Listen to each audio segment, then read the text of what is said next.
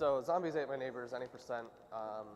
This front's had a lot of transformations since the last time I ran it at SGDQ, in that it's gotten a new frame-dependent trick that kind of opens up the game a lot by giving us skeleton keys, which open skeleton doors. It's very important. But I'm not going to do that because it depends on you hitting a one framer at the beginning, and it takes like 21.04 seconds to hit it or something. I don't really know. So instead, we're just going to do the normal route. And so here, I'm killing off all my neighbors except 2 because it's faster. Each neighbor has a corresponding number. There's the neighbor that is always permanently on a level, and then there's 1 through 9. So if you save neighbor 2 on the first level, then neighbor number 2 on the second level will spawn. So what I've done is killed off all my neighbors except 1, which is this guy's the always neighbor. So now the default neighbor will always show up, and now I've only got 1 neighbor to save throughout the remainder of the levels. So it's a lot faster, but if the 1 neighbor dies, then my run's pretty much over. I've also opted, I usually, when I do this run in a marathon, I opt to use a game saver because the game does have some weird soft locks that can happen. I've chosen not to use the game saver because I forgot it at my hotel. And we're also behind on time, so if the run just dies, then there we go. Too bad. Yeah, I get to go to sleep. It's all good. So you saw when I hit things with the bazooka, I try to hit it against a wall because there's a bit of knockback that happens. You can negate that and shoot faster. Oh gosh, I still need that.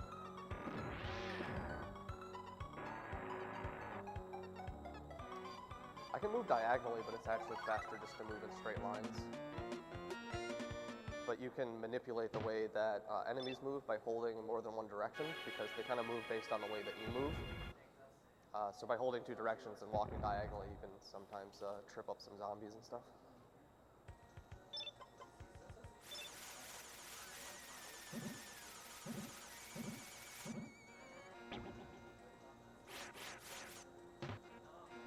Alright.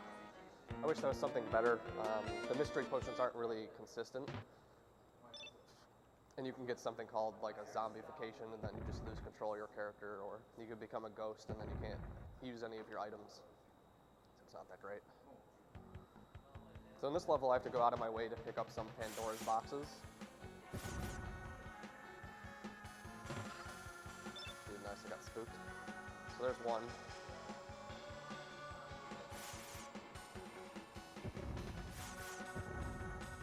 And 3 more. And what I need these for is for the boss coming up, the gigantic baby.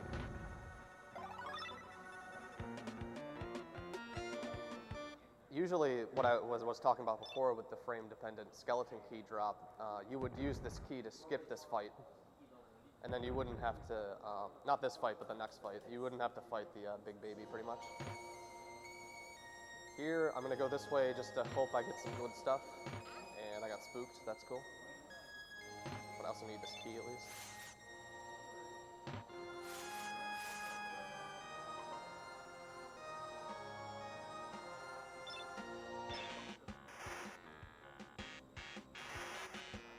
Points are also really important in this game. At 40,000 points, I get an extra bonus neighbor saved, which means I have another neighbor eventually to kill off.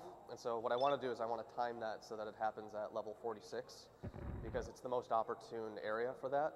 But it means that I can't just go killing off all of these enemies as I go through the levels. Instead, I'm going to be using this freeze gun here to try and just freeze them out of the way so I don't waste a ton. So the gigantic baby does whatever he wants, pretty much, and the Pandora's boxes kind of have a mind of their own. Thankfully, they worked out really well. They can just kind of not, there's 4 projectiles or something like that, and it's random whether or not all of them hit and for how long. So sometimes you can kill the baby in 3 Pandora's boxes instead of 4, or sometimes it takes 5. So because I had to save the baby, I have an extra neighbor that I will now try to kill off in this level.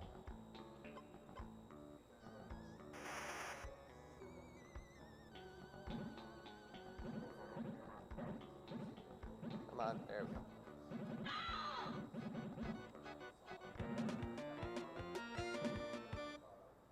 So those are some scary levels because the baby has a lot of randomness to him, and then whether or not the toxic things will hit the explorer is also a bit random.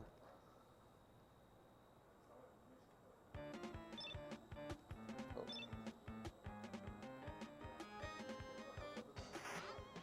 Dude, nice.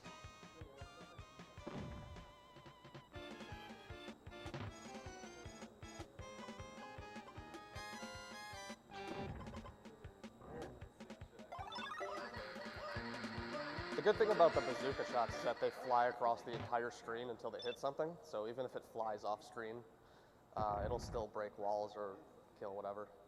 So I'll be doing that later.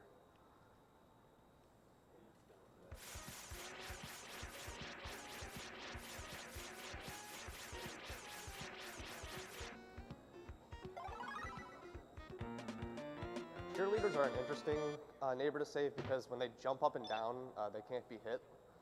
So sometimes you'll go to get a cheerleader and she'll just jump right over you.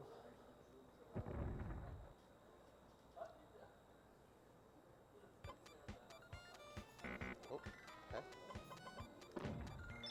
So here we utilize speed shoes to go faster.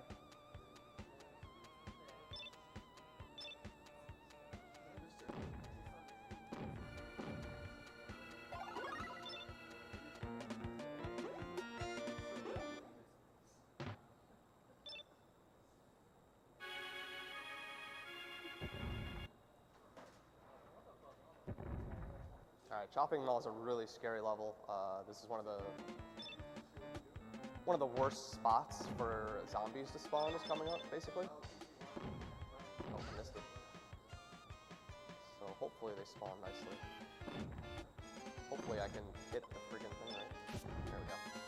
So that zombie can spawn right near those tourists, or he can spawn where he was and just head straight up for the tourists. And then when I'm trying to get the ghost potion, they'll kill off my neighbor.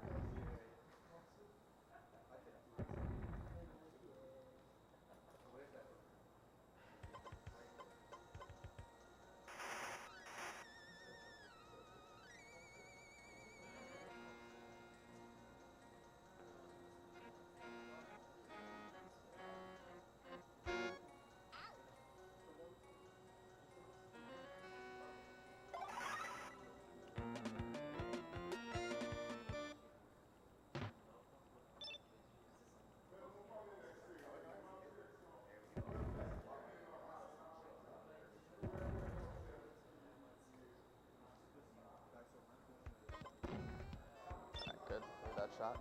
Over here I have to go out of my way to get a skeleton key.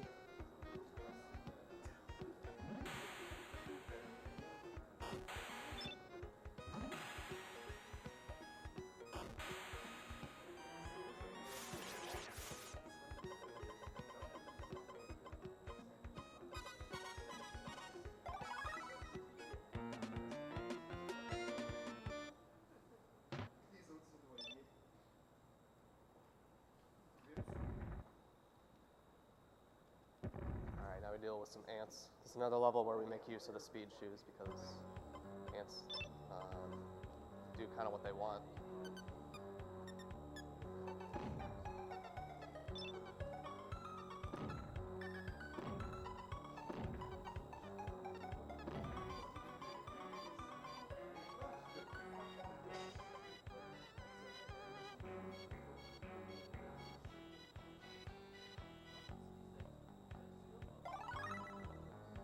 That's good. Ants can be really annoying because they can pick up your items on the ground. So like that bazooka that was right there, the ant has a tendency to pick it up, and then I lose out on some bazooka shots.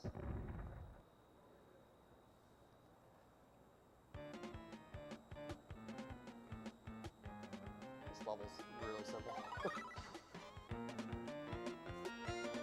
A lot of levels get really trivialized by having only one neighbor to save.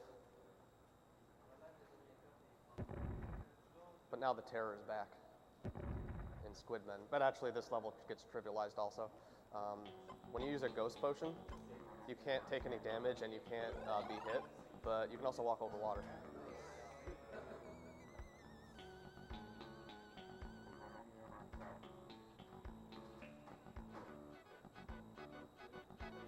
Yeah, you can just walk right over the piers. It's all good. Yeah, casually that level is god awful and really hard, but you get a ghost potion. 55 in total. We do 49 of them, I believe. Because some of them are bonus levels, and since this is 90%, we just don't do them. At the end, there's credits that roll, but then there's a bonus end level that is like the actual end of the game, so we have to do that.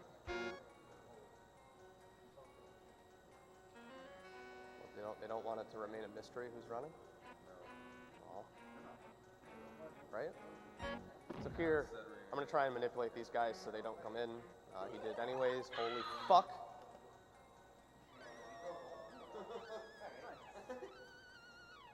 Now you can see his sadness. Yeah, that was good timing. That's the end of the run, so. Thanks for watching, I guess. Holy shit.